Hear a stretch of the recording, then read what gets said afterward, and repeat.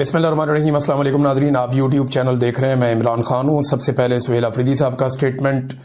सुहेल अफरीदी साहब ने ख़िताब किया तलबात के साथ और तालिबात वहाँ पे मौजूद थी पेशावर यूनिवर्सिटी में। और जब उन्होंने इय्याका नअबुदु व इय्याका नस्तईन से आगाज़ किया ये कुरान पाक की आयत पढ़ के, तो तालिबात ने पूरे जुनून के साथ इसका जवाब दिया। अल्लाह रब्बुल इज़्ज़त का कलाम है, लेकिन इमरान खान साहब अपनी तकरीर इन दो आयात से शुरू करते थे हमेशा, इय्याका नअबुदु व इय्याका नस्तईन। तो या अल्लाह हम तेरे से मदद मांगते हैं, तेरी इबादत करते हैं और तुझी से मदद मांगते हैं। तो उसके ऊपर जो रिस्पॉन्स किया तालिबात ने, वो फिर सबको पता है कि अब इमरान खान साहब कहाँ खड़े हैं। फिर इस पे जो है वो सुहेल अफरीदी साहब ने बात भी की, और ये चंद चीज़ें हैं जो मैं आपके सामने रख देता हूँ जो सुहेल अफरीदी साहब ने जवाब दिया, इसमें DGISPR को भी। अच्छा जी, एक तो उन्होंने कहा वीसी साहिबा आपने अंग्रेज़ी में तकरीर की जो मुझे बिल्कुल अच्छी नहीं लगी। मैंने तमाम यूनिवर्सिटीज़ को हदायत की है कि हमारी कौमी ज़बान उर्दू है और तमाम तकरीरें उर्दू में होंगी। मैं ये दूसरी मरतबा कह रहा हूँ, अब तीसरी बार मुझे गुस्सा आएगा। सुहेल अफरीदी साहब ने कह दिया, तो हमारी कौमी ज़बान उर्दू है और तमाम तकारीर उर्दू में होंगी। अच्छा, इसके बाद उन्होंने कहा जी सोशल मीडिया पर एक बंदा कह रहा है कि क्या हम KPK की बच्चियों को गारों में भेज दें। तो ये आप लोगों का ख्वाब तो हो सकता है, लेकिन इन बच्चियों का भाई ये नहीं होने देगा। हमने खैबर पख्तूनख्वा में दोबारा अमन लाया है, लेकिन बंद कमरों के फैसलों ने एक बार फिर हमारी ज़िंदगी अजीरन बनाई हुई है। जब हम दहशतगर्दों की आमद का बताते थे तो ये कहते थे कि हम झूठ बोल रहे हैं और प्रोपेगेंडा कर रहे हैं।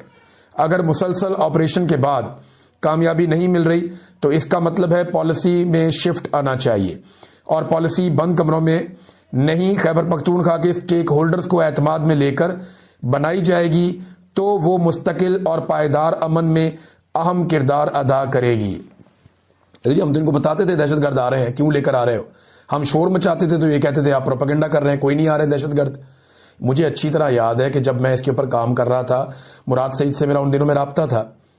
वो बेचारा चिल्ला रहा था, हर एक को फ़ोन करके बता रहा था। लोग इस पे मीडिया में बात करते हुए डरते थे। तो मेरे पास क्योंकि नौकरी नहीं थी, मैं वीलॉग करता था, तो मैं उसमें ये बातें कर रहा था। तो मुझे बाकायदा राब्ता करके मिलिट्री इंटेलिजेंस के लोगों ने ये कहा, फौज के लोगों ने मुझे राब्ता करके ये कहा कि जनाब ये सारा प्रोपेगेंडा है, कोई दहशतगर्द नहीं आ रहे खैबर पख्तूनख्वा में।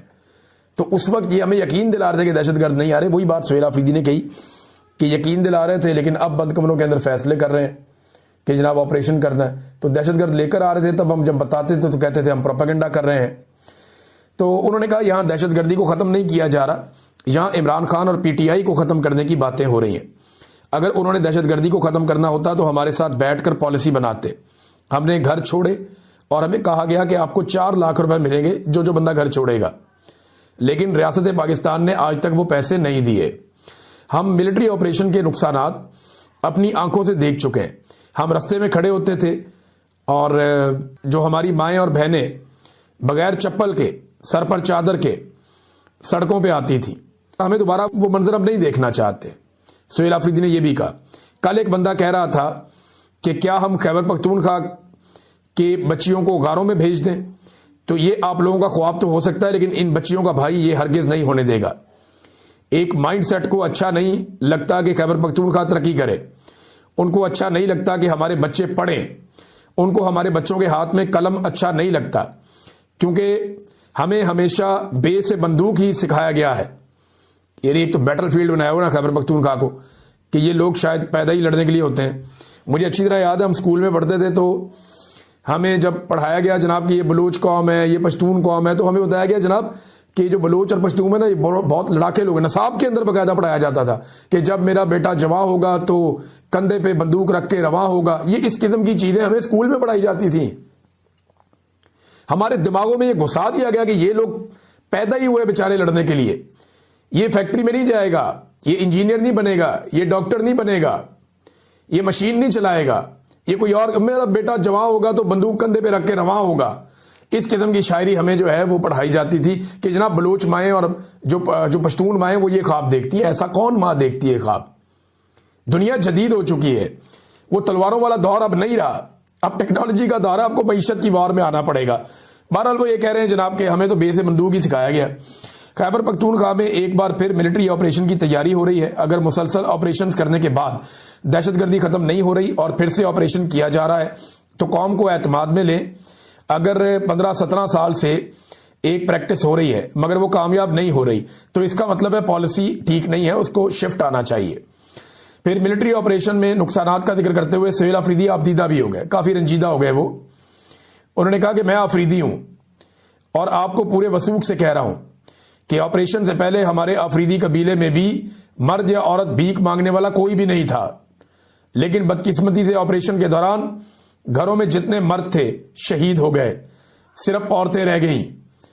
और मैं जब उनको भीख मांगते देखता हूं तो मुझे तकलीफ होती है। वो रोना शुरू हो गया बेचारा शहरयार अफरीदी, ऐसी बेबसी है वहां पे। मिलिट्री ऑपरेशन से पहले मेरी अफरीदी कौम में एक भी भीख मांगने वाला नहीं था, ना मर्द और ना औरत। इमरान खान को खत्म करने की बात हो रही है। सुहेल अफरीदी ने बहुत तकलीफ का इजहार किया। मुझे बहुत बुरा लगता है जब हम अपनी बहनों को सड़कों पे भीख मांगते हुए देखते हैं। दहशतगर्दी को नहीं, ये इमरान खान को खत्म करना चाहते हैं।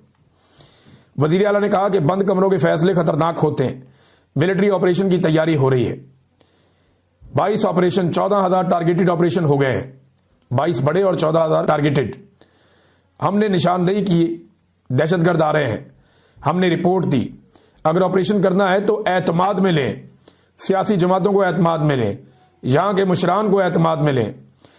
ऑपरेशन से हमारे स्कूल, अस्पताल, घर तबाह हुए।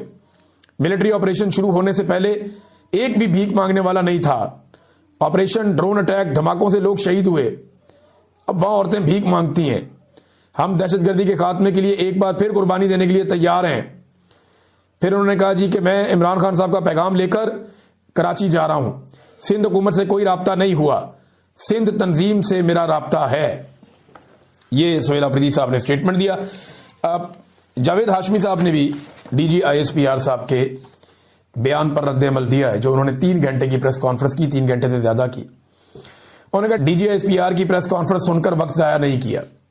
ये लोग अजल से मुल्क में दिफाई ऑपरेशन और सियासी ऑपरेशन कर रहे हैं। कामयाब सिर्फ सियासी ऑपरेशन में हुए हैं। खैबर पख्तूनख्वा में गोली चलाकर क्या नतीजा निकाल लेंगे? ISPR साहब, इस बार आप तहरीक इंसाफ मुकाओ ऑपरेशन में बुरी तरह नाकाम हुए हैं। अब कौम आपसे नहीं डरती, कौम बहादुर हो चुकी है। इनकलाब आपके सामने है और ये जिस दिन इनकलाब आएगा ना, ये आप इनके पैंतरे नादरीन बदलते हुए देखिएगा। मेरी बात आप लिख कर रख लें। जिस दिन पाकिस्तानी सारे एक दफा बाहर आ गए ना, ये कसमें खा खा के कौम को यकीन दिलाएंगे हम तो जमहूरी थे, हम तो ये करने ही नहीं चाहते थे। ये एक दूसरे को गालियां देंगे, वो कहता था, ये कहता था, उसने कहा था, ये करेंगे। और ये सारे सियासतदान इन्हीं फौजियों को गालियां दे रहे होंगे। ये आप मेरे से लिख के ले लें, यही